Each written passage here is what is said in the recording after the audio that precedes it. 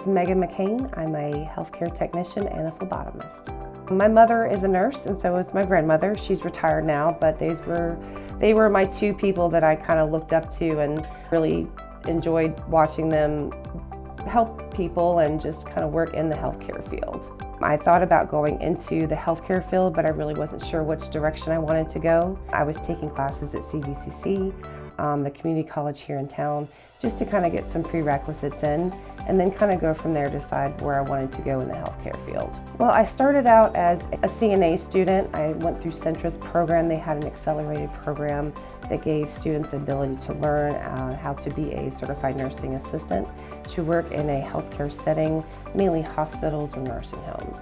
When I first started, I wanted to do the nursing assistant because I thought about a career in nursing. I did enjoy the aspect of working directly with patients and having that experience of working in the medical field and learning from nurses, doctors, therapists, things like that, just to kind of help guide me into my decision as far as my career went.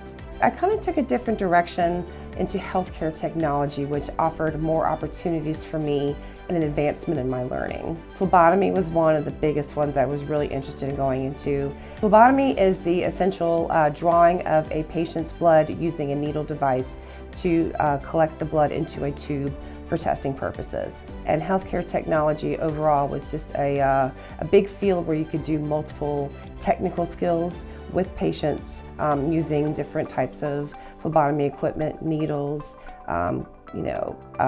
giving patients vaccines and starting IVs, and also doing urine collections for part of the medical care plan that the doctor had instructed. So that part really interested me more, just to have more of a hands-on experience in the medical field. It is very important, especially when a patient has gone to a physician to treat a medical condition or any kind of medical issue they may be having.